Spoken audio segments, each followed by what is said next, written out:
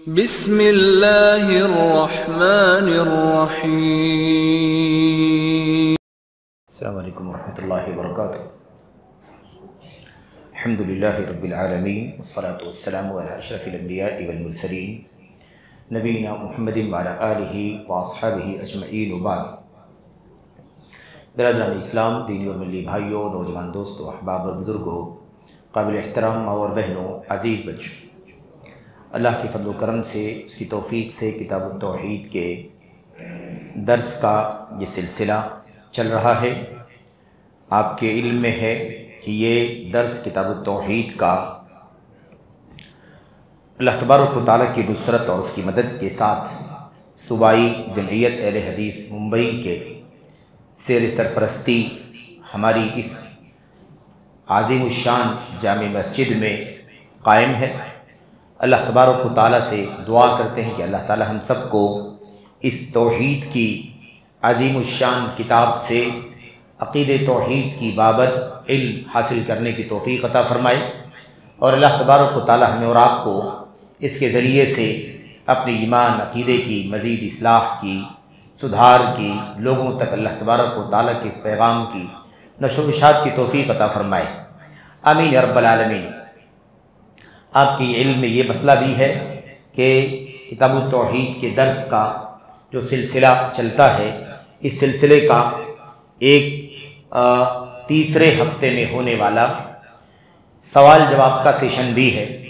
महीने के तीसरे हफ्ते में सवालात जवाबात की मजलिस होती है। जो सवालात बाज़ आते हैं हमारे अज़ीज़ों की तरफ से, भाइयों की तरफ से, बुज़ुर्गों की तरफ से, उनके जवाबात भी जो मुमकिन होते हैं दिए जाते हैं।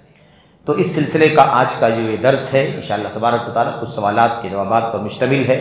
पिछले 2 महीनों से ये सवालात जवाबात की मजलिस मुनक़िद नहीं हो सकी थी। बहरहाल आज ये दर्स अल्हम्दुलिल्लाह इस सेशन में सवालात के जवाबात पर मुश्तमिल है और हमारे सामने कई एक सवालात हैं। कोशिश करते हैं कि जो वक्त हमें मैसर आता है इनमें मुख्तसर इन सवालात के जवाबात आ जाएँ। अल्लाह से दुआ है कि अल्लाह अज़्ज़ा व जल हमें और आपको किताब व सुन्नत और सलफ़ उम्मत की सीरत की रोशनी में इन मसाइल को समझने की तौफ़ीक़ अता फ़रमाए। आमीन या रब्बल आलमीन। हमारे सामने जो पहला सवाल है, सवाल नंबर 1 जो भाइयों की तरफ से आया है, वो सवाल है क्या जो शख्स नमाज ना पढ़ता हो उसकी कुर्बानी कबूल होगी? कुर्बानी का मौसम तो चला गया, लेकिन जाहिर है कि सवाल अपनी जगह पर कायम है और सवालात की मजलिस पहले अगर मुनक़िद हुई होती तो ये सवाल उससे पहले से आ रहा है, लेकिन बहरहाल वो मजलिस मुनक़िद न हो सकी। ये सवाल अब आ रहा है, लेकिन मैं समझता हूँ कि हम सब के लिए ये सवाल हर वक्त मुफीद है और हमारी और आपकी ज़िंदगी की बेइंतहा ज़रूरत है।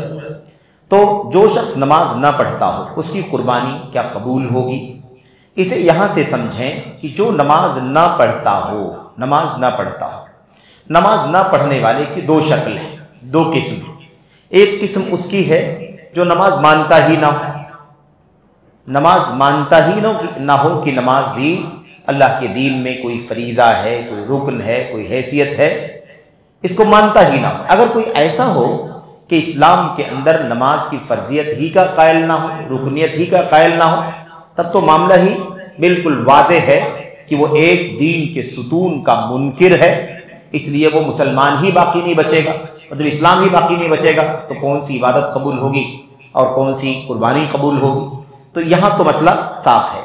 दूसरी जो शक्ल है वो ये है कि जो शख्स नमाज ना पढ़ता हो, यानी नमाज मानता है कि नमाज दीन इस्लाम का फरीज़ा है, मुसलमान के लिए नमाज 5 वक्ता बाजमाअत अदा करना ज़रूरी है, मर्दों को मुसलमानों के साथ मस्जिद में अदा करना ज़रूरी है, ये मानता है, लेकिन उसके बाद नमाज ना पढ़ता हो, यानी ये मानने के बाद नमाज ना पढ़ता हो। अब इसकी 2 शक्लें हैं, यानी मानने के बाद नमाज ना पढ़ता होगा 2 माना है। एक माना तो ये है कि मानता है लेकिन उसकी ज़िंदगी में नमाज सिरे से नहीं, उसकी ज़िंदगी में नमाज सिरे से नहीं। ऐसे भी लोग मौजूद हैं जो ख़ानदानी तौर पर इस्लाम से जुड़े हुए हैं, बाप दादा मुसलमान थे और मुसलमान वो समझे जाते हैं, उनका नाम अब्दुल्ला, अब्दुर्रहमान, मोहम्मद, अहमद, खालिद, जाहिद ये सब नाम है उनके, लेकिन उनकी ज़िंदगी में नमाज सिरे से नहीं है, नमाज बिल्कुल पढ़ते ही नहीं है। कभी ईद की नमाज पढ़ लिया, कभी किसी के साथ अगर रह गए तो कैसे न जाएं मस्जिद में, इसलिए साथ में चले गए, ऐसे भी बाद लोग मौजूद हैं। ये सूरत हाल है। तो अगर कोई शख्स ऐसा है जो नमाज मानता है, इनकार नहीं करता, लेकिन नमाज बिल्कुल ही नहीं पढ़ता, उसकी ज़िंदगी में नमाज है ही नहीं, मुजर्रद तर्के अमल यानी अमल सलात को, अमल नमाज को एकदम छोड़े हुए है। सब लोग नमाज पढ़ते हैं, वो अपने काम में रहता है, ऐसा लगता है कि उसके ऊपर नमाज है ही नहीं। जाइए आप पढ़ लीजिए, आप कहें चलिए नमाज पढ़ने, कहें आप जाइए पढ़ लीजिए, वो नमाज पढ़ने नहीं जाता, नमाज नहीं पढ़ता। कभी ईद की नमाज पढ़ लेता होगा, हो सकता है कभी किसी के साथ रहने की वजह से मजबूरन पढ़ लेता होगा, मुरव्वत जिसको कहते हैं, कैसे अलग थलग हो जाऊं, कैसे नमाज ना पढ़ूं, क्या सोचेंगे लोग, ऐसे कर लेता है। एक शक्ल ये है। ऐसा शख्स भी अगर सिरे से नमाज नहीं पढ़ता है तो ऐसे शख्स की कुर्बानी कबूल नहीं होगी, इसलिए कि जो सिरे से फरीजे को छोड़े बैठा हुआ है ये कुफ्र के दर्जे में है, कुफ्र के दर्जे, गर्चे मानता है लेकिन सिरे से अमल नहीं करता, तो एक फरीजा बिल्कुल छोड़े बैठा हुआ है, तो ऐसे शख्स को कुर्बानी करने का कोई फायदा नहीं मिलने वाला है। दूसरी शक्ल, जो आदमी नमाज पढ़ता है लेकिन ये जो लिखा हुआ नमाज ना पढ़ता हो, यानी वही कोताही करता हो, सुस्ती करता हो, बराबर नमाजों में हाजिर नहीं होता है, कभी फजर में सो जा रहा है, कभी देर से उठ करके पढ़ रहा है, कभी कोई एक नमाज छूट गई तो छूट गई, उसे पूरा नहीं करता है, यानी सुस्ती है, गफलत है, कोताही है, ये भी बेइंतिहा गफलत है, ये हल्का नहीं है, ये मामूली चीज़ नहीं है।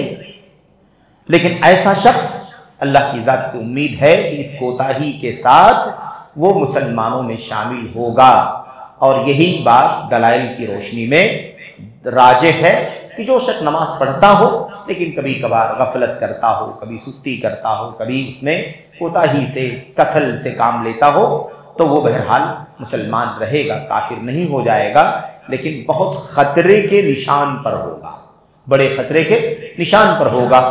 क्योंकि जो नमाज की पाबंदी करता है, जो नमाज की हिफाजत करता है, वो दूसरी चीज़ों की और ज़्यादा हिफाजत करता है। जो नमाज जैसी चीज़ को ज़ाये कर देता है वो दूसरी चीज़ों को और ज़्यादा ज़ाये करने वाला होता है। तो बहरहाल है बहुत ख़तरनाक मसला, लेकिन चूंकि दलाइल की रोशनी में ये बात राजिह है कि ऐसा शख्स बहरहाल मुसलमान माना जाएगा, काफिर नहीं होगा, जैसा कि अल्लामा अलबानी रहमतुल्लाह अलैह ने अपनी किताब के अंदर इस बात को दलाइल के साथ साबित किया है कि इस तरह से कभी कभार सुस्ती कर देने वाला आदमी काफिर नहीं होगा, लेकिन ख़तरे के निशान पर होगा। इसको हल्के में न ले कि काफिर नहीं हूं तो बस बहुत अच्छा है, लेकिन ये ख़तरनाक समझे। तो अगर ऐसा आदमी है तो उसकी कुर्बानी भी कबूल हो जाएगी, क्योंकि दायरे इस्लाम से बाहर नहीं हुआ है, लेकिन नमाज का एहतिमाम बेइंतहा ज़रूरी है। मसला दूसरा क्या है? कुर्बानी की फ़िक्र बहुत करते हैं लोग। इबादत है, अल्लाह ताला खुश होगा और गोश्त बांटेंगे और गरीबों को खिलाएंगे, तकसीम करेंगे, अज़्ज़ा अक़ारिब मुस्तहिक़ीन तक पहुँचाएंगे, इसका बड़ा जज्बा रखते हैं और इसके लिए 2, 4, 6, 10 बकरे खरीद करके लाते हैं, खूब धूमधाम से कुर्बानी करते हैं। लेकिन वही आदमी नमाज नहीं पढ़ता, वही आदमी नमाज की फ़िक्र नहीं करता। भला बताओ कि अल्लाह से करीब होने के लिए कुर्बानी ज़्यादा अहम है या अल्लाह से करीब होने के लिए नमाज ज़्यादा अहम है? अल्लाह ताला अपने बंदे से सबसे ज़्यादा करीब उस नेकी से होता है जिसको अल्लाह ने फ़र्ज किया है। अल्लाह की फ़राइज़ की पाबंदी करने से बंदा अल्लाह से करीब होता है, और नमाज फरीज़ा है, रुकन है दीन इस्लाम का। और कुर्बानी का दर्जा ज़ाहिर है कि नमाज के बहुत बाद में है। उसका हुक्म क्या है? सुन्नत मुअक्कदा है, सुन्नत मुअक्कदा है। अगर फ़र्ज भी माने तो भी दर्जा नमाज का बहुत बड़ा है। नमाज सुतून है दीन इस्लाम, अगर ये पिलर ढह जाए तो इस्लाम की इमारत ढह जाए। तो ये है इस मसले का जवाब कि अगर नमाज ना पढ़ता हो, अगर मुनकिर है तब भी, और सिरे से नमाज नहीं पढ़ता है, मानता है कि इस्लाम में नमाज है लेकिन बिल्कुल ज़िंदगी में नमाज सिरे से नहीं है, तो ऐसी दोनों सूरतों में उसकी कुर्बानी काबिल कबूल नहीं होगी। अलबत्ता जो शख्स कोताही, सुस्ती, गफलत करता हो, कभी छूट जाती हो नमाज, उसकी कुर्बानी इंशाअल्लाह तबारक व तआला कबूल होगी, लेकिन उसे जल्द से जल्द अपनी नमाज पर ध्यान देना चाहिए और अपनी सुस्ती कोताही और गफलत से आज़ाद होना चाहिए। अल्लाह से तौबा करनी चाहिए, माफ़ी मांगनी चाहिए। सवाल नंबर 2, क्या ज़कातुल फित्र नकदी ब्रैकेट में पैसों की सूरत में देना असल तरीक़ा है? क्योंकि हमारी मस्जिद के इमाम साहब इस पर ज़ोर देते हैं और कहते हैं कि सलफ़ सालिहीन भी इसी तरीक़े पर थे। नहीं मालूम कि इस मस्जिद के इमाम साहब कैसे ज़ोर देते हैं इस पर कि पैसों और नकदी की शक्ल में सलफ़ सालिहीन ज़कात दिया करते, ज़कातुल फित्र दिया करते थे। ये तो एक तरह से ज़्यादती है, एक तरह से इल्ज़ाम भी है। अल्लाह के नबी सल्लल्लाहु अलैहि वसल्लम ने फ़र्ज़ क्या किया है? फ़र्ज़ किया है ज़कातुल फित्र में एक सा, वही 2.5 से 3 किलो, 3 किलो के आसपास का वो बर्तन जिसके अंदर गेहूँ या ऐसे ही जौ या ऐसे ही खजूर, ऐसे ही मक्खन, ऐसे ही किशमिश, है ना, ये कोई भी चीज़ जो उस ज़माने में आमतौर पर खाई जाती थी। एक सा फ़र्ज़ किया है नबी करीम सल्लल्लाहु अलैहि वसल्लम ने ज़कातुल फित्र में। आप बताइए फ़र्ज़ नबी ने क्या किया है ज़कातुल फित्र में? एक बर्तन भर के गेहूँ, जौ, खजूर, किशमिश, मक्खन, पनीर या जो भी और चीज़ें खाई जाती रही हों उस ज़माने में, आज जो भी खाई जाती हों आमतौर पर, ये फ़र्ज़ किया है। कैसे ये बात सही हो सकती है कि सलफ़ सालिहीन ऐसा ही इसी तरीके पर थे? किस तरीके पर? नक़द और कैश ज़कातुल फित्र अदा करते थे। ये कैसे हो सकता है कि नबी अलैहिस्सलाम के सहाबा खुल्लम खुल्ला नबी की मुखालफत करते? ऐसा हो सकता है? इल्ज़ाम है, गलत है, या तो मालूमात गलत है, या तो मालूमात गलत है कि ऐसा किसी इमाम ने कहा है, और या तो अगर कहा है ऐसा किसी इमाम ने, यकीनन गलत है मेरे भाइयों। नबी ने फ़र्ज़ किया है एक सा ज़कातुल फित्र, सा मिन तमरिन, सा मिन अक़िदिन, सा मिन शईरिन, सा मिन क़महिन वग़ैरह, अला अज़्ज़कर वल उन्सा वस्सग़ीर वल कबीर वल हुर वल अब्द मिनल मुस्लिमीन। मर्द, औरत, छोटे बड़े, आज़ाद, गुलाम, सारे मुसलमानों के ऊपर फ़र्ज़ किया है। तो फ़र्ज़ किया है नबी ने अनाज और खाने पीने का सामान एक सा भर। अल्लाह के नबी का फ़र्ज़ किया हुआ, नबी के सहाबा सलफ़ सालिहीन उसको छोड़ करके उस तरीके पर चलते हो। किस तरीके पर? जो नबी का फ़र्ज़ किया हुआ, नबी का बताया हुआ तरीक़ा नहीं। ऐसा कैसे मुमकिन है? ऐसा कैसे मुमकिन? ये बिल्कुल बात दुरुस्त नहीं है। सहाबा किराम इस तरीके पर, सलफ़ सालिहीन इस तरीके पर नहीं थे। सलफ़ सालिहीन इस तरीके पर, यानी ज़कातुल फित्र नक़द और कैश देने के तरीके पर, पैसों की शक्ल में देने के तरीके पर नहीं थे। यह है नबी करीम सल्लल्लाहु अलैहि वसल्लम का तरीक़ा और यही है सलफ़ सालिहीन का तरीक़ा।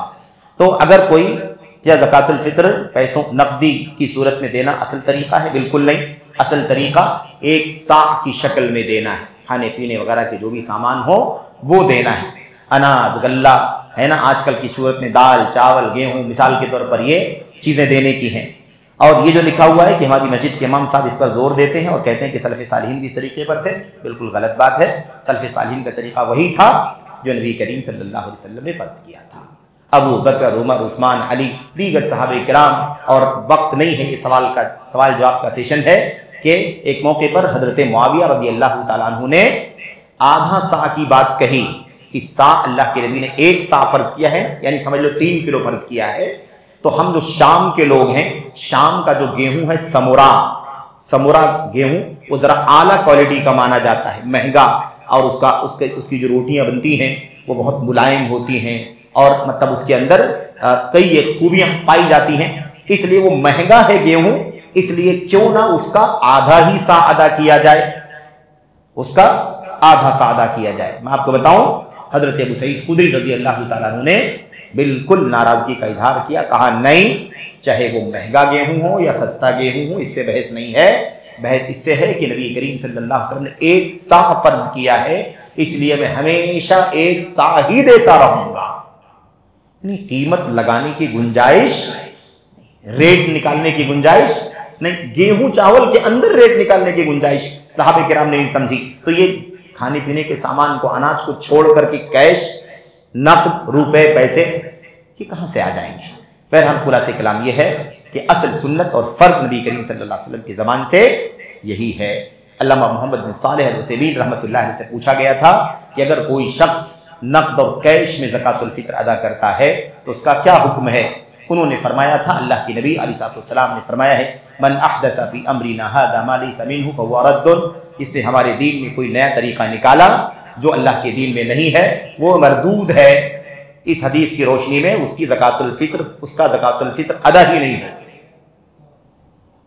अल्लाह मोहम्मद बिन सालिह उसैमीन रहमतुल्लाह अलैह ने सवाल के जवाब में बात, तो खुलासा कलाम ये है कि असल क्या है? असल खाने पीने के सामान है, अनाज वगैरह है। वो दे आदमी, किसी के साथ कोई उज़्र हो जाए, कोई मामला हो जाए, कहीं सफ़र में हो या कोई हंगामी सूरत हाल बन जाए कि वो ना अनाज खाने पीने के सामान अदा कर सके, मजबूरी इज़्तिरारी सूरत में वक्त भी ना बचा हो, ईद की नमाज होने जा रही हो, ऐसी कोई सूरत हाल बन जाए तो नकदी अगर कोई दे देता है इस मजबूरी में तो अल्लाह की ज़ात से उम्मीद है इस मजबूरी की वजह से अल्लाह ताला उसे कबूल फरमाएगा। वरना साफ साफ बात क्या है? सुन्नत जो है वो यही है, कैश और नकद नहीं बल्कि साम बिन तम, साम बिन शईर, साम बिन अकीद, साम बिन तम्र, ये है खाने पीने के सामान।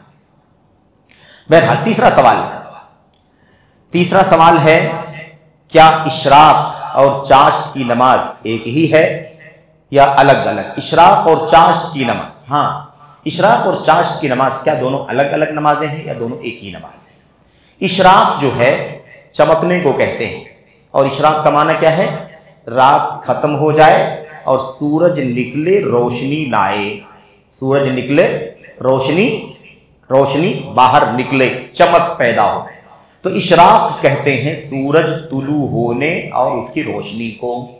ठीक है, अब सूरज तुलू होने के बाद जब वो थोड़ा सा ऊपर आ जाए, एक नेजा यानी आप समझ ले कि मतलब 6-8 इंच, 1 फीट समझ लीजिए मिसाल के तौर पर, तो उस वक्त जो है जो नमाज पढ़ी जाएगी उसे इशराक कहा जाएगा, इसलिए कि सूरज निकलने के थोड़ी ही देर के बाद वो नमाज पढ़ी जा रही है। अल्लाह के नबी अलैहिस्सलाम की हदीस है, मन सल्ला सलात सुबह या मन सल्ला सलात अलगदा सुम्मा क़अदा यज़्कुरुल्लाह हत्ता इज़ा तलअति शम्स सल्ला रकअतैन कानत लहू कअज्रि हज्जतिन ताम्मतिन औ कमा जाअ अन नबी सल्लल्लाहु अलैहि वसल्लम। अल्लाह के नबी की हदीस है जिसके अल्फाज हैं करीब करीब। अल्लाह के नबी ने फरमाया, जो शख्स फजर की नमाज बाजमात पढ़े और उसके बाद मस्जिद ही में बैठ करके अल्लाह तबारक व तआला का जिक्र करता रहे, और फिर उसके बाद कब तक जिक्र करे? सूरज निकलने तक, यहाँ तक कि सूरज जब निकल जाए तो उठे और 2 रकात नमाज पढ़े, उसे मुकम्मल हज का सवाब मिलेगा, उसे मुकम्मल हज का 3 बार अल्लाह के नबी अलैहिस्सलाम ने फरमाया। ये रिवायत है जिससे साबित होता है कि इशराक की नमाज वो नमाज है जो कब पढ़ी जाती है? सूरज के निकलने पर पढ़ी जाती है। चाश्त की नमाज क्या है? चाश्त की नमाज सूरज निकलने के बाद और ऊपर आए और ऊपर आए और ऊपर आए, यहां तक कि सूरज में तेजी आ जाए। आप देखिए सूरज निकलता है उस वक्त उतनी तेजी नहीं होती, उस वक्त तेजी उतनी नहीं होती, जिस तरह धीरे धीरे ऊपर आता है तो उसकी गर्मी और तेजी भी बढ़ती है। हिन तरमिजुल फिसाल, सूरज निकलने की वजह से जो चमक और तेजी, धूप की तेजी जो रेत पर पड़े तो रेत गर्म हो जाए, रेत क्या हो जाए? गर्म हो जाए, इतनी गर्म हो जाए कि अगर बकरी का बच्चा उसके ऊपर से चले तो उसको पैर में उसको क्या कहते हैं, उसको तमाज़त और गर्मी महसूस, यानी सूरज ऊपर निकल आए। मिसाल के तौर पर आज 6 बजे तुलू है, मिसाल के तौर पर तकरीबन 6 बजे के आसपास, ठीक है। उसके बाद जो है 2 घंटे, 2.5 घंटे, 3 घंटे, मिसाल के तौर पर 9 बज जाए, 9:30 बज जाए, 10 बज जाए, ये चाश्त का वक्त है। इसको क्या कहते हैं? चाश्त का वक्त कहते हैं। अब इस वक्त अगर वो नमाज पढ़ेगा, इस वक्त नमाज पढ़ेगा, चाश्त के लिए आपने सुन लिया ना, फजर की नमाज पढ़ के वहीं पर रहे, जिक्र अस्कार करे और उसके बाद सूरज निकल करके 2 रकात पढ़ ले। 2 रकात कम से कम है, 2 रकात, 4 रकात, 6 रकात भी पढ़ सकता है, तो 2 रकात कम से कम पढ़ ले, तो ये चाश्त की नमाज है और उसकी फजीलत भी आपके सामने आ गई। अगर सूरज चढ़ने के बाद 9:30, 10 बजे के करीब पड़ता है, उस वक्त को चाश्त की नमाज कहते हैं, उस वक्त को चाश्त कहते हैं। दुहा, इस पहले वाले को इशराक और उसको दुहा, और उर्दू में चाश्त। उस वक्त नमाज पढ़ेगा तो उसको चाश्त की नमाज कहेंगे, जिसको दुहा, सलातुल दुहा कहेंगे। और ये सिलसिला कब तक चलेगा? चाश्त का वक्त कब तक चलता रहेगा? सूरज के ढलने से पहले पहले, सूरज के ढलने से पहले पहले, यानी अजान ज़ोहर का वक्त होने से पहले पहले तक चाश्त का वक्त बाकी रहेगा। इस बीच में नमाज चाश्त की पढ़ी जा सकती है। बहरहाल ये चाश्त की नमाज 2, 4, 6, 8 रकात तक नबी करीम सल्लल्लाहु अलैहि वसल्लम ने पढ़ा है। पढ़ सकते हैं हम भी, 2 से लेकर के 8 के बीच में पढ़ सकते हैं। तो चाश्त और इशराक की नमाज दोनों सेम नहीं है। इस वक्त पढ़ेंगे इशराक के वक्त तो उसको इशराक कहा जाएगा, और सूरज के काफी ऊपर उठने के बाद जब तेज धूप होने लगेगी, गर्मी आ जाएगी सूरज में, धूप में, उस वक्त पढ़ेंगे तो उसको क्या कहेंगे? उसको चाश्त कहेंगे। तो दोनों नमाजें इस माने में अलग अलग हैं कि दोनों अलग अलग वक्तों में पढ़ी जाती हैं। और अगर इस माने में समझें कि दिन निकलने के बाद से लेकर के जवाल से पहले पहले दोनों नमाजें पढ़ी जाती हैं, एक शुरू में पढ़ी जाती है, एक बाद में पढ़ी जाती है, तो इस एतबार से अव्वल और आखिर कह सकते हैं। अव्वल और आखिर, इशराक अव्वल को कहते हैं और चाश्त बाद वाली को कहते हैं। यही बात अल्लामा मोहम्मद बिन सालेह अल उसैमीन रहमतुल्लाह अलैह ने भी कही है कि अव्वल शुरूक, सूरज निकलते ही पढ़ी जाएगी तो उसको इशराक की नमाज कहेंगे, और सूरज की ऊपर आने के बाद, तेज होने के बाद पढ़ेंगे तो उसको चाश्त की नमाज कहेंगे। ये हो गई मुख्तसर सी बात। चौथा सवाल हमारे सामने है। चौथा सवाल, क्या ईशा की सुन्नतों के बाद 4 रकात नफल नमाज का कोई सबूत है और क्या उसका सवाब लैलतुल क़द्र के बराबर है? ये सवाल इससे पहले भी कहीं आया था, गालिबन पता नहीं उसका जवाब आया नहीं आया, हमें याद नहीं है। बहरहाल ईशा की सुन्नतों के बाद 4 रकात नफल नमाज का कोई सबूत है और क्या उसका सवाब लैलतुल क़द्र के बराबर है? इस सिलसिले में 2 बातें हमें जानना ज़रूरी है। अल्लाह के नबी सल्लल्लाहु अलैहि वसल्लम से, यानी मरफूअन, अल्लाह के नबी सल्लल्लाहु अलैहि वसल्लम से मरफूअन कई एक रिवायतें आई हैं।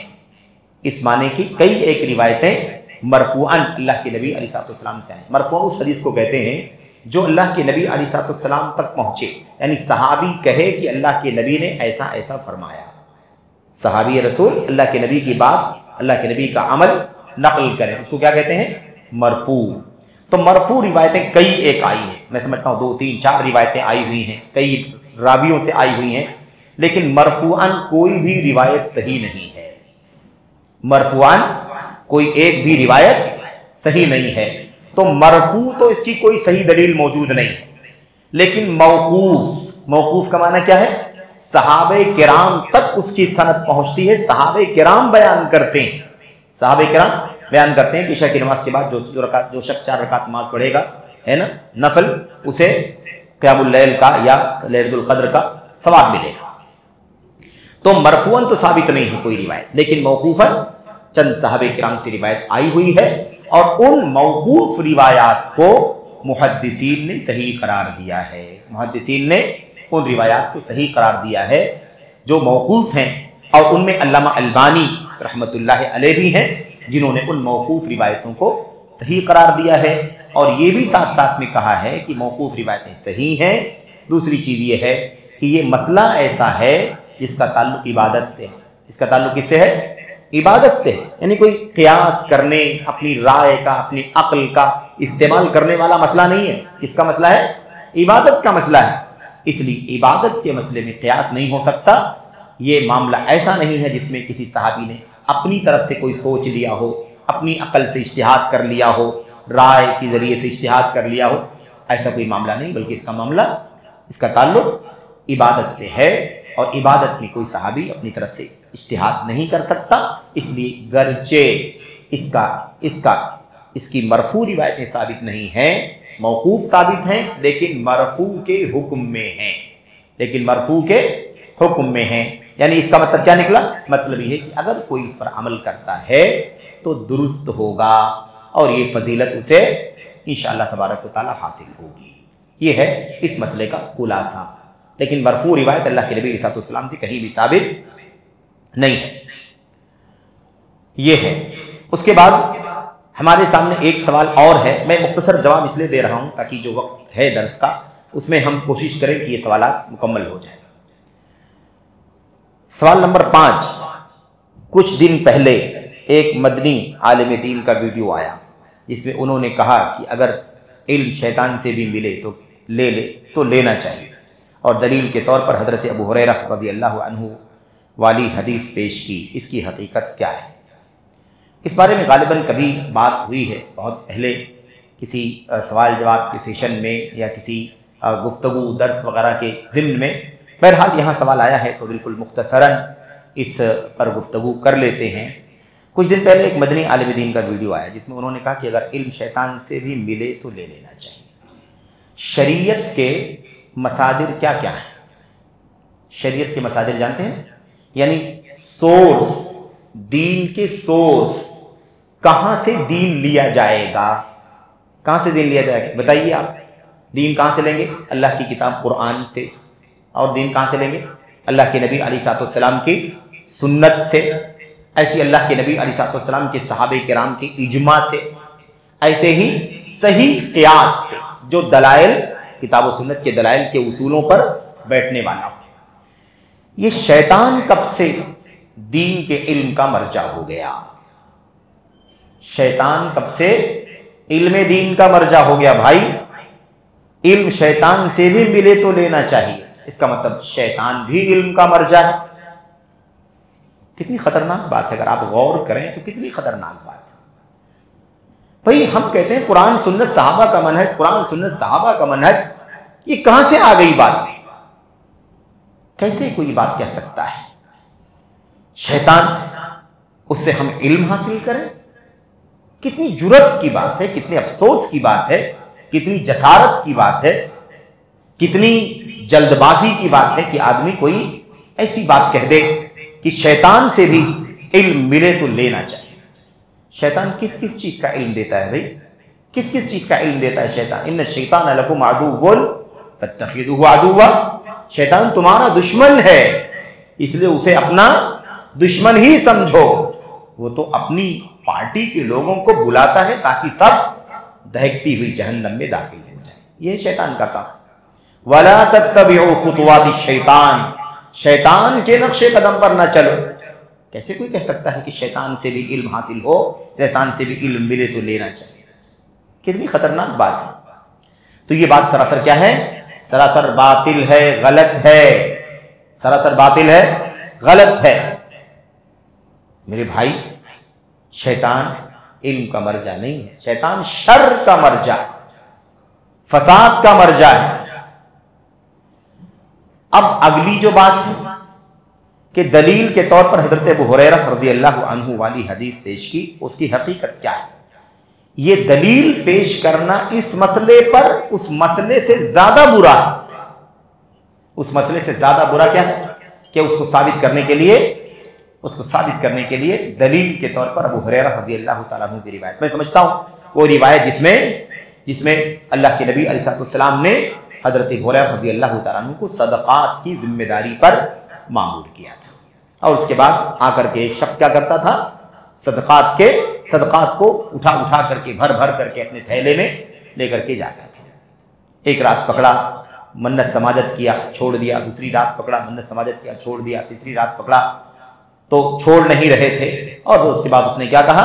मुझे छोड़ दो और मैं तुम्हें एक बात सिखाता हूँ। और उसके बाद उसने क्या कहा? मैं तुम्हें आयतुल कुर्सी सिखाता हूँ, आयतुल कुर्सी पढ़ लोगे तो महफूज हो जाओगे। बहरहाल अबू हुरैरा रज़ियल्लाहु ताला अन्हु ने अल्लाह के नबी सल्लल्लाहु अलैहि वसल्लम के पास आकर के बात बतलाई। अल्लाह के नबी ने उस वक्त क्या फरमाया था? अल्लाह के नबी सल्लल्लाहु अलैहि वसल्लम ने फरमाया था, सदक़का व हुवा कज़ूब, सदक़का व हुवा कज़ूब। शैतान बे इंतहा झूठा है, ये बात उसने तुमसे सच कही है। ये बात आयतुल कुर्सी जो बताई उसने पहुंचाई तुम तक, ये बात उसने तुमसे सच कही है, लेकिन वह हुआ कज़ूब, बे इंतहा झूठा। मुबालगे का सेगा है ये, कज़ूब फ़ाउल के वजन, बे इंतहा झूठा है। इस हदीस को शैतान से इल्म लेने की दलील बनाना इस मसले से ज्यादा गंदा है। मेरे भाइयों, ये हदीस ये नहीं बतलाती है कि शैतान से इल्म मिले तो ले लो। इस हदीस से क्या पता चलता है? ये हदीस ये बतलाती है कि दुनिया का कोई भी इल्म बताए तो जब तक नबी के पास पहुंच के पूछ ना लो, मसला पूछ ना लो, तस्दीक ना करवा लो, तब तक दुनिया में किसी की बात ना मानो। अगर शैतान से इल्म मिले तो ले लो। अगर ऐसे ही बात सही होती तो अबू हुरैरा रज़ियल्लाहु ताला अन्हु ले लेते कि नहीं ले लेते? फिर अल्लाह के नबी के पास क्यों आए बताने के? अल्लाह के नबी के पास आए कि नहीं, पूछा कि नहीं पूछा, बताया कि नहीं बताया कि ऐसा ऐसा उसने कहा है। जब अल्लाह के नबी अलैहिस्सलाम के पास आए और अल्लाह के नबी ने फरमाया कि वो झूठा है लेकिन ये बात सच कह करके तुमसे गया है, तब जाकर के उस आयतुल कुर्सी वाली हदीस पर नबी की मोहर लगी। नबी करीम सल्लल्लाहु अलैहि वसल्लम ने कहा सदका, सच कहा है उसने, नबी की तस्दीक हो गई, तब बात को माना। अबू हुरैरा रज़ियल्लाहु ताला अन्हु ने इल्म नबी से लिया या शैतान से लिया? बताओ किससे लिया? इल्म नबी से लिया कि शैतान से लिया? शैतान ने एक बात बोली थी लेकिन अबू हुरैरा ने लिया उसे नहीं लिया।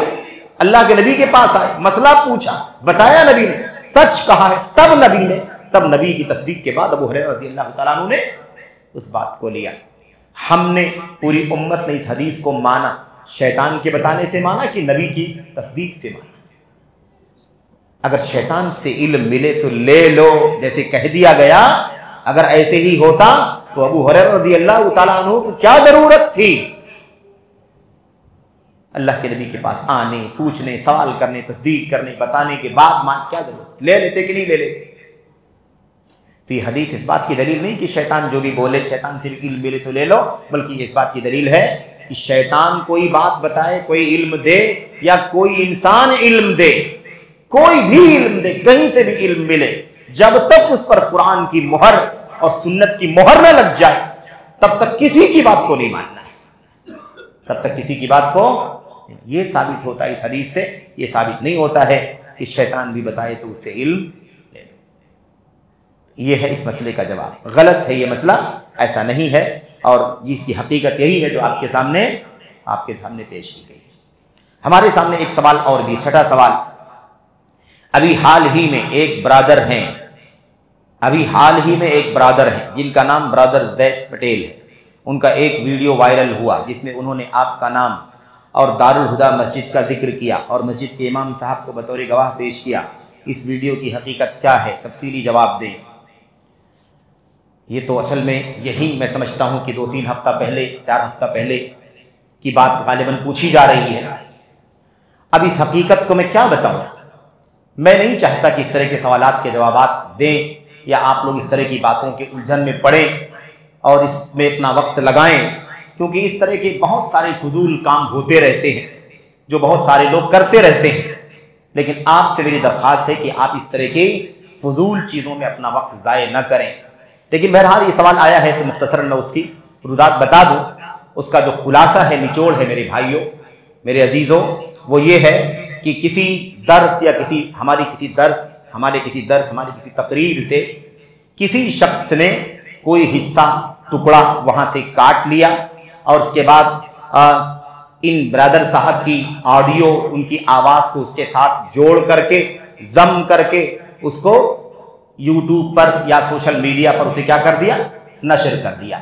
फिर ये ब्रदर साहब यहाँ आए, आपकी इस मस्जिद में भी आए, और वो आए और ये पूछ रहे थे कि इस तरह से वीडियो नशर है, इस बारे में आप क्या कहते हैं। हमने कहा हमें इसका इल्म नहीं है, किसने हमारी तकरीर में से, दर्स में से काटा और किसने आपकी तकरीर में से काटा और उसको जोड़ा और कहाँ नशर किया, हमें इसका इल्म नहीं है। हम ना इस तरह का कोई तरीक़ा हमारा है, ना इस तरह से हम कोई काम करते हैं। आधा घंटा, 1 घंटा, 1.5 घंटे का जो दर्स होता है वो नशर होता है, सवालात जवाबात का सेशन होता है वो नशर होता है, ये हमारा तरीक़ा है। हम इसको काटें और यहाँ से इसको काटें और जोड़ें और नशर करें, ये हमारा तरीक़ा नहीं है। सूबाई जमीयत अहले हदीस मुंबई का चैनल अल्हम्दुलिल्लाह सबके सामने मौजूद है।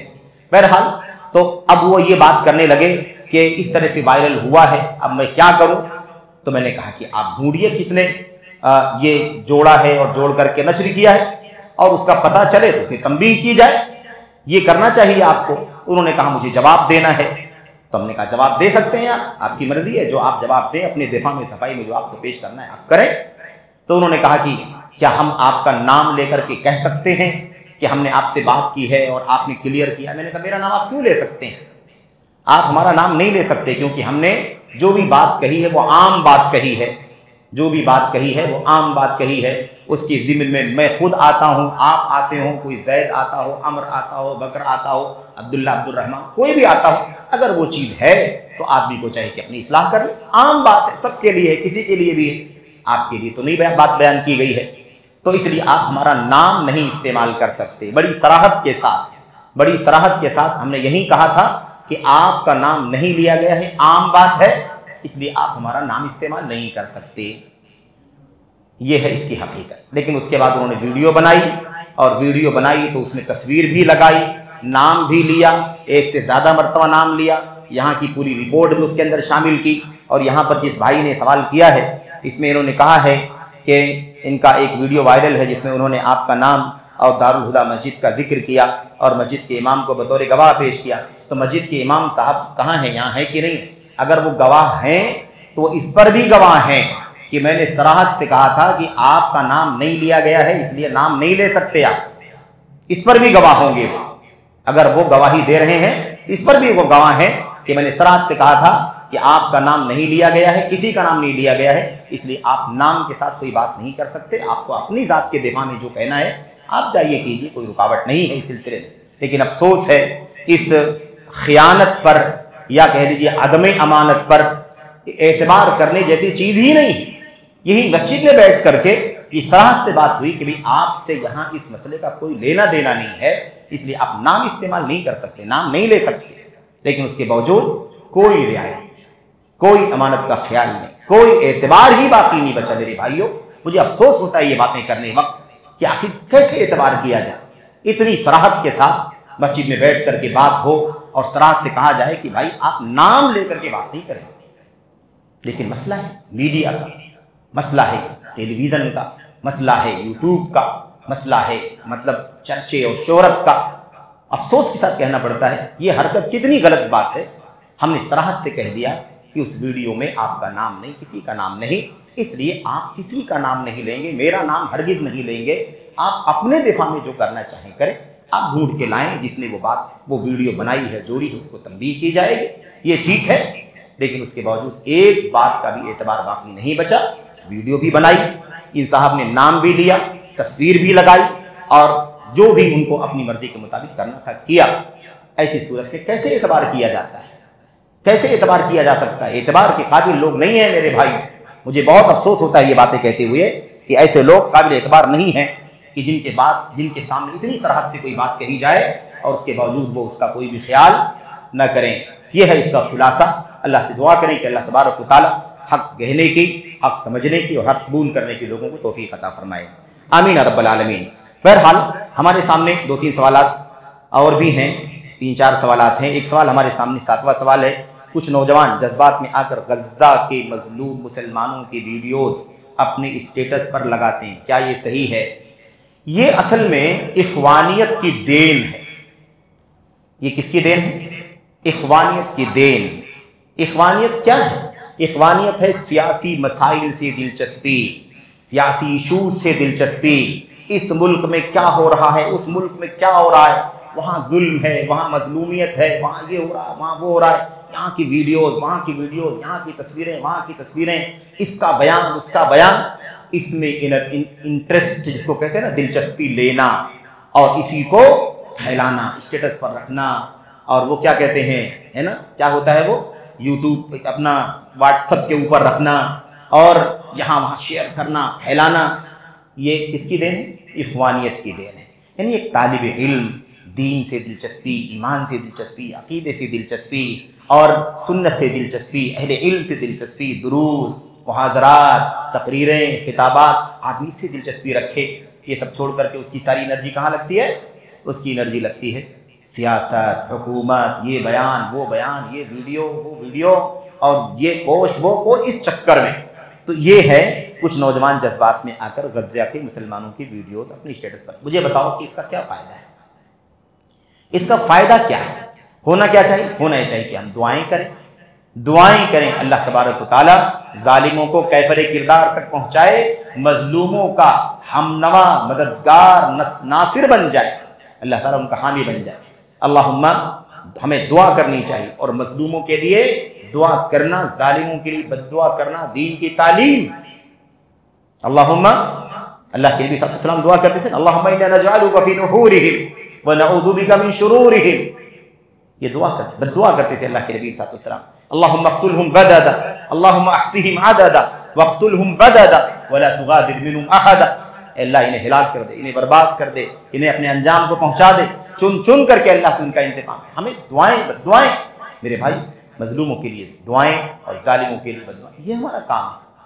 ये सब इस काम में लग गए। ये वीडियो इधर फैलाना, उधर फैलाना, इधर फैलाना, उधर फैलाना, ये बिला वजह उलझन में डालना, जहनों को और दिलों को मुतासिर करना, दर्द, कर्ब और बेचैनी बढ़ाने का काम करना, ये समझदारी का काम नहीं है। तो बहरहाल ये सही नहीं है। सवाल पे पूछा गया क्या ये सही है? ये सही नहीं है। इस तरह का स्टेटस वगैरह लगाना दुरुस्त नहीं है। स्टेटस क्या लगाओ, मैं आपको बताना चाहता हूँ क्या स्टेटस लगाओ। लगाना ही आपको तो क्या लगाएं, आप उलमाए सुन्नत और उलमाए सलफियत की रहनुमाइयों का स्टेटस लगाएं। इस तरह के हालात में हमें क्या करना चाहिए, फितनों के हालात में अल्लाह के नबी की क्या तालीम है, फितनों के हालात में सहाबा का क्या उस्वा है, फितनों के हालात में सलफ़ उम्मत की क्या रहनुमाई है, वो नशर करो। अगर करना ही है ये इश्तिहाल पैदा करने वाला, उलझन पैदा करने वाला काम क्यों करना? ये बिल्कुल दुरुस्त नहीं, ये सही नहीं। इन फितनों के हालात में जंग, जिदाल, मार धाड़, कत्ल, गारतगिरी का जो माहौल बना हुआ है, इस सूरत में किताब सुन्नत की तालीमात, सहाबा और सलफ़ उम्मत की तालीमात और उनकी रहनुमाई स्टेटस पर लगाओ, ताकि लोग सही इल्म, सही रहनुमाई हासिल कर सकें। ये सही है। सवाल नंबर 8, मौजूदा हालात में कुछ अहले हदीस नौजवान ईरान और इसराइल की जंग के तनाजुर में खुमैनी का वीडियो सोशल मीडिया पर शेयर कर रहे हैं और उन्हें मुसलमानों का लीडर करार दे रहे हैं, नीज़ सऊदी हुकूमत पर तनकीद भी कर रहे हैं। क्या ये रवैया दुरुस्त है? ये 2 सवाल हैं, इसमें 2 सवाल। पहला सवाल ये है, कुछ अहले हदीस नौजवान, मसला यही है कि अहले हदीस नौजवान भी ये सब काम करना शुरू कर देते हैं। अहले हदीस नौजवान क्या कर रहा है? ईरान और इसराइल की जंग के तनाजुर में आयतुल्लाह खुमैनी का वीडियो सोशल मीडिया पर शेयर कर रहे हैं और उसे मुसलमानों का लीडर करार दे रहे हैं। अभी 1-2 रोज के अंदर सलमान हुसैनी नदवी है ना, सलमान हुसैनी नदवी, ये अपने मुल्क और वतन की बात कर रहा हूं, इन हजरत ने वीडियो बनाई है और उसे क्या कहा? अल मुर्शिदुल आला लिल उम्मतिल इस्लामिया, पूरी उम्मत मुस्लिमा का सबसे बड़ा लीडर। यही जिनकी बात चल रही है, खामिनाई, समझ रहे? ये किसने वीडियो बनाई? हमारे मुल्क लखनऊ के मेरे भाइयों, ये नदवी साहब, सलमान हुसैनी नदवी। और आपने बहुत कुछ सुना है, इनका एक मिशन है, इनका मशगला है, सलफियों को गाली देना, सलफी हुकूमत को गाली देना, सऊदी हुकूमत और वहाँ के हुक्मरानों को गाली देना, लान तान तबर्रे, उनको यहूदियों का एजेंट और ये सारी बातें कहना उनका मिशन है। हरमैन शरीफैन का इमा, सुदैस और फना फना की बुराई करना और ऐसे ही सऊदी अरब के उलमा की मजम्मत करना और वहाँ की सारी सरगर्मियों को मनफी बना करके पेश करना, ये इनका काम है। और साथ साथ में सहाबे किराम पर तबर्रा, अबू हुरैरा रज़ी अल्लाह तआला अन्हु पर बदज़बानी, हज़रत मुआविया के खिलाफ बदज़बानी, ये सब हजरत का काम है। और कभी सूफियों का साथ, कभी राफिजियों का साथ, ये इनका शेवा। थोड़ा सा पस मंजर बता रहा हूं ताकि आप जाने कि इनका आदमी शख्स का अकीदा क्या है। अभी ये देखो, अल उम्मतुल इस्लामिया, पूरी उम्मत मुस्लिमा का अल मुर्शिदुल आला, सबसे आला मुर्शिद, रहनुमा। अरे भाई, शियों का मुर्शिद होगा, राफिजियों का मुर्शिद होगा, अपना उनका मुर्शिद होगा, सारी उम्मत का मुर्शिद कैसे बना दिया? किसने इजाजत दी आपको कि आप इस खुमैनी को, राफिजी को, दुश्मन सहाबा को, दुश्मन सुन्नत को, कैसे आपने सारी उम्मत इस्लामिया का आपने कायद और रहबर और उनका इमाम कैसे बना दिया, मुर्शिद कैसे बना? किसने आपको अख्तियार दी? आप पूरी उम्मत के जिम्मेदार हैं। तो ये तो हजरत ने किया था। अब मुझे ये बात सुनने में आ रही है, इस सवाल में किसी अजीज ने लिखा है कि अहले हदीस नौजवान ईरान और इसराइल की जंग के तनाजुर में आयतुल्लाह खमीनी का वीडियो सोशल मीडिया पर शेयर कर रहे हैं और मुसलमानों का लीडर करार दे रहे हैं। भाई, मुसलमानों का लीडर राफिजी है, राफिजियों का इमाम है, सुन्नत और उलमाए सुन्नत का दुश्मन, अबू बकर सिद्दीक को, उमर को, उस्मान को गाली देने वाले, हजरत उम्मुल मोमिनीन हजरत आयशा और हजरत हफ्सा को तबर्रा करने वाले, मेरे भाइयों, उनको जानिया फाहिशा कहने वाले उम्मुल मोमिनीन आयशा को, कुरान करीम में तहरीफ का अकीदा रखने वाले, आले बैते रसूल के चंद सहाबा को छोड़कर, 2-3 सहाबा को मजीद छोड़कर सारे सहाबा को मुर्तद और काफिर गिनने वाले मुसलमानों के कायद कैसे हो सकते हैं? मुसलमानों के कायद कैसे हो सकते हैं? मुसलमानों के रहनुमा, मुसलमानों का लीडर कैसे हो सकते हैं? मेरे भाई, ये जहालत है, जहालत है, लाइल्मी है। कम से कम जो बात कही जा सकती है वो क्या है? ये जहालत है, लाइल्मी है। वरना इस तरह की चीजें एक मुसलमान नहीं कह सकता। अहले हदीस कैसे कह सकता है? अहले हदीस नौजवान, जहालत है, लाइल्मी है, नादानी है, हमाकत है। ये सिर्फ और सिर्फ वही जो तरीका है ना, इल्म से दूर, सिर्फ और सिर्फ सोशल मीडिया, जज्बातियत और इमोशन, बस इसी रवैये में, इसी रास्ते पर चल करके लोग ये काम करते हैं। तो बात समझ में आ गई ना कि ऐसा करना। पहली बात क्या है? ये सियासी मसाइल है। ये इसराइल और ईरान की जंग का मसला क्या है?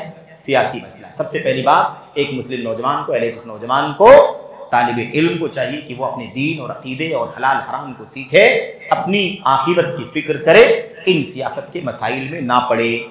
इसका हमसे कोई ताल्लुक नहीं है। जो हुक्मरान हैं, बड़े बड़े मुल्कों के जिम्मेदारान हैं, वो इन तब मसाइल को देखें जो इसके कंसर्न लोग हैं। हमारा क्या ताल्लुक है इससे? हाँ, ये जो मसला अगला वाला है कि सोशल मीडिया पर शेयर करना, ये भी इख्वानियत, ये भी क्या है? ये भी इख्वानियत। इस सियासी मसले में पढ़ना और वीडियो यहां से वहां फैलाना, ये सब क्या है? ये सब इख्वानियत की देन है। सियासी मसाइल में दिलचस्पी, उसी में लगे रहना, उसी में मशगूल रहना, बस सुबह शाम खबरों को फॉलो करना, क्या चल रहा है, ये सब इख्वानियत की देन है। दूसरी चीज़ क्या है? दूसरी चीज़ ये है मुसलमानों का लीडर मानना। भाई, ये राफिजियों का, शीयों का, दुश्मनाने सहाबा का, दुश्मनाने सुन्नत का लीडर तो हो सकते हैं, कभी मुसलमानों के लीडर नहीं हो सकते। आखिरी बात, हुकूमत, सऊदी हुकूमत पर तनकीद भी कर रहे हैं। सऊदी हुकूमत पर तनकीद कर रहे हैं, ये भी इख्वानियों का ही काम, खारजियों का काम, इख्वानियों का काम। सऊदी हुकूमत तनकीद कर रहे होंगे, सऊदी हुकूमत ने ईरान के सपोर्ट में बात कह दी है, इसलिए सऊदी हुकूमत के खिलाफ बात कर रहे हैं, उन पर तनकीद कर रहे हैं। सवाल ये पैदा होता है कि सऊदी हुकूमत क्या समझते हैं आप? हमारे और आपकी तरह से मियां बीवी और 2 बच्चों का मामला है। सऊदी हुकूमत अल्हम्दुलिल्लाह हरमैन शरीफैन की हुकूमत है। किबार उलमा, किबार दूर निगाह बसीरतमंद लोग अल्हम्दुलिल्लाह मैसर है। इतने आसानी से जबान खोल देते हो? वो वली अम्र है, इस्लामी मुल्क के हुक्मरान है, उनकी टीम है, उनका दीवान है, उनके उलमा हैं, उनके कायदीन हैं, वुलाते अम्र हैं। वो जो मुनासिब समझ रहे हैं मुल्क की हालात के तनाजुर में, दीनी बात यहां ना लेकर के आओ, दीनी बात लेकर के ना आओ। ईरानियों का अकीदा, शीयों का अकीदा और ऐसे ही राफिजियों, ऐसे ही इसराइल यानी यहूदियों का अकीदा, इस मामले में दोनों बराबर है। याद रखें, वो भी दायरे इस्लाम से बाहर, ये भी दायरे इस्लाम से बाहर। अकीदे के एतबार से शिया रवाफिज भी दायरे इस्लाम से बाहर हैं। बात समझ में आ रही कि नहीं आ रही है? अब इस जंग के अंदर एक मुस्लिम मुल्क जो है, वहां के हुक्मरान अपनी बसीरत के मुताबिक, अपनी समझ के मुताबिक, अपनी हिकमत के मुताबिक जो मुनासिब समझ रहे हैं वो कर रहे हैं। जिसमें मसलहत है वो कदम उठा रहे हैं, जिसमें फसाद है उससे बच रहे हैं। अहबरुल बलियतैन है, अखफ़ुद दररैन है, जो मुनासिब समझते हैं वो करते हैं। मुसलमान का काम ये है कि मुसलमानों के हाकिम, मुसलमानों की वली अम्र पर एतमाद करे और ये मसला उनको उनके सुपुर्द कर दे, उनके हवाले छोड़ दे कि वो जो कर रहे हैं वो इस मसले में हमसे, आपसे, दुनिया से कहीं ज्यादा बेहतर जानते हैं। हम यहाँ बैठे हैं और तबसरे कर रहे हैं, यहाँ बैठे हैं सऊदी हुकूमत पे तनकीद कर रहे हैं। सऊदी हुकूमत कोई शीरखार बच्चों का नाम है, ये सबसे आसान हो गया है। अब आप देखिए क्या सूरत हाल है। अहले हदीस नौजवान और शीयों के, राफिजियों के लीडर को मुसलमानों का लीडर कहता है और इस्लामी मुल्क, सलफी मुल्क उसके हुक्मरान पर तनकीद कर रहा है। ये तो हालत है। आप अंदाजा लगाइए मेरे पास कितना इल्म है, कितनी सलाहियत है, कितना पढ़ा है, कितना उलमा के साथ बैठे हैं। इसका अंदाजा आप लगा सकते हैं कि इतनी सी छोटी सी बात, इतना मोटा सा मसला और एक खुमैनी या खामनाई को मुसलमानों का लीडर करार देने लगा, अहले हदीस नौजवान, और वली अम्र सऊदी अरब हरमैन शरीफैन के मुल्क के खिलाफ तनकीद की जबान खोलने लगा। अफसोसनाक है कि नहीं अफसोसनाक है? इससे अंदाजा लगाओ कि कितनी इल्म की कमी है, कितनी बेबसीरती है, कितना ज्यादा इल्म बेजारी है, उलमा बेजारी है कि आज हालत अहले हदीस नौजवान की बात चल रही है। तो बहरहाल खुलासे कलाम ये है कि ये रवैया दुरुस्त नहीं है, बल्कि ये रवैया गलत है, बातिल है। सवाल नंबर 9, क्या कोई गैर आलिम ब्रदर या सिस्टर ऑनलाइन दीनी कोर्सेज करके आलिम या आलिमा बन सकते हैं? मेरे भाइयों, इस पर बार बार ये बात हो चुकी है। ऑनलाइन दीनी कोर्सेज करने से वो इल्मी इस्तिफादा नहीं होता जो इल्मी इस्तिफादा सामने बैठ करके, शागिर्द उस्ताद के सामने बैठ करके जो इल्मी इस्तिफादा करता है, वो एहतिमाम नहीं होता। आप खुद इस बात को समझ सकते हैं कि यहाँ सामने बैठ करके जो सुनते हैं, अगर आप किसी दिन गैर हाजिर हो जाएं तो आप ऑनलाइन का वो एहतिमाम नहीं कर पाते हैं, तो यहाँ बैठ करके आप एहतिमाम करते हैं। कैसे कोई जमानत दे सकता है कि ऑनलाइन पढ़ करके आदमी आलिम बन जाए, आलिमा बन जाए? उसमें कितना एहतिमाम है, उस्ताद कौन है, मनहज कौन है, मनहज क्या है, पढ़ाने वाला कौन है, सिलेबस क्या है, कितना पढ़ा, कितना एहतिमाम किया, कितना इल्म है, कितनी सलाहियत बनी, कितना तजर्बा हुआ, कितना ज़्यादा गहराई आई नहीं आई। इसके बगैर कोई कैसे आलिम आलिमा बन करके मैदान में आकर के इल्म और दावत का काम करना शुरू कर सकता है? बात समझ में आ गई कि नहीं आ गई? तो जितनी कोशिश, जितनी मशक्कत, जितना वक्त, जितनी कुर्बानी, उतना ही इल्म हासिल होगा। इसलिए इतनी आसानी के साथ इन दूर दूर से ऑनलाइन है ना चंद घंटों का कोर्स करके आलिम आलिमा बनाने का जो सिलसिला चल रहा है, शॉर्ट टाइम कोर्सेज की बात मैं करता हूं। ऑफलाइन 2 साल का आलिमा कोर्स, 3 साल का आलिमा कोर्स, 4 साल का आलिमा कोर्स, आलिम कोर्स, ये जो सिलसिला भी जो बाकायदा ऑफलाइन चलता है, वो बेइंतहा कमजोर है, वो भी बेइंतहा कमजोर है। सर्टिफिकेट मिल जाती है लेकिन मैदान में वो किसी काबिल नहीं होती। तो इसका क्या हाल होगा? इससे कितना इल्म हासिल होगा? बहरहाल ये मौका नहीं है सलफ़ सालिहीन का इल्म उनकी अपनी शागिर्दी असातिज़ा के सामने, उलमा के सामने, और उसके बाद आलिम बन गए या नहीं बन गए, इसके लिए उनका अपने उलमा से, अपने मशाइख से पूछना, क्या मैं अब दर्स दे सकता हूँ, क्या मैं अब मसला बता सकता हूँ, क्या मैं हदीस पेश कर सकता हूँ, क्या मैं ये काम कर सकता हूँ। अंदाज़ा लगाओ कि कब वो आलिम बनते थे, कब वो दर्स देने के काबिल बनते थे, कब वो तकरीर करने, कब वो तदरीस करने के अहल होते थे। वो सामने रखो तो बात समझ में आएगी। आखिरी सवाल है, एक सवाल और भी है, 10वां सवाल, इस पर बात खत्म करते हैं। सवाल नंबर 10, क्या एक दाई के लिए फलसफा या मंतिक का इल्म हासिल करना ज़रूरी है? एक आलिम के लिए, एक दाई के लिए फलसफे या मंतिक का इल्म हासिल करना क्या ज़रूरी नहीं है, नाजायज़ है। एक आलिम और दाई के लिए कोई कहे कि फलसफा और मंतिक का इल्म हासिल करना ज़रूरी है, तो ऐसा कहना नाजायज़। शेखुल इस्लाम अल्लामा इब्न तैमिया रहमतुल्लाह अलैह से इसी अंदाज का सवाल किया गया था, इसी अंदाज का सवाल जैसे आपने किया है ना, किसी ने किया है, ऐसे ही सवाल किया गया था कि क्या कोई शख्स मंतिक, फलसफा, इल्म कलाम ये सीखे, आलिम हो, दाई हो, मुदर्रिस हो, इसका क्या हुक्म है? उन्होंने बड़ी सराहत से कहा था, ये तो अक्ल परस्ती का रास्ता है, ये तो लॉजिक का रास्ता है, दानिश्वरी का रास्ता है। आप सोचें कि इल्म कलाम की कितनी मजम्मत आई हुई है। मैं ज़्यादा लंबी बात न करूं, 1 मिनट में बात खत्म करता हूं। कुरान करीम की आयत करीमा आपने सुनी होगी ना, कुरान करीम की आयत करीमा है ना, अल्लाह तबारक व तआला ने उसमें किसका जिक्र किया है? जिदाल का जिक्र किया। जिदाल, लड़ाई, बहस मुबाहसा, तकरार, झगड़ा, समझ रहे? जदल, बहस करना, अपनी अकल से, अपनी लॉजिक से, अपनी दानिश्वरी से दीन के मामले में, अकीदे के मामले में, इबादत के मामले में, अस्मा व सिफात के मामले में क्या करना? झगड़, बहस मुबाहसा करना, तकरार करना। इसकी मजम्मत आई है कुरान करीम की सूरह आले इमरान की शुरू की 6-7 नंबर की आयत करीमा अगर आप पढ़ें, उसमें अल्लाह तबारक व तआला ने क्या फरमाया? अल्लाह तबारक व तआला ने इसी बात की मजम्मत फरमाई, इसी बात की। समझ रहे? अल्लाह के नबी सल्लल्लाहु अलैहि वसल्लम की हदीस अल्लाह के कहते हैं कि लोगों को जदल दे दिया गया है। जदल, कुरान करीम के बजाय, अल्लाह के नबी की सुन्नत के बजाय किसके पीछे भागते हैं? वो जदल के बजाय, जदल के पीछे। जदल क्या? अपनी अक्ल से, लॉजिक से। ये मंतिक उसी का नाम है, फलसफा उसी का नाम है। खींच तान करके मेरे भाइयों मफरूजात को अपनी अक्ल से मनवाने की कोशिश करना बे इंतहा मजम्मत है। अल्लाह इब्न तैमिय्या रहमतुल्लाह अलैह की बाकायदा मुस्तकिल किताब है अर्रद्दु अलल मंतिक़ीयीन, मंतिकियों पर रद्द पर किताब लिखी है। तो ये एक दाई के लिए फलसफा या मंतिक का इल्म हासिल करना ज़रूरी है। ज़रूरी कहना तो निहायत गलत बात है, जायज़ भी नहीं है, दुरुस्त भी नहीं है, बल्कि बहुत सारे अक़वाल आपको सरफ के यहाँ मिल जाएंगे।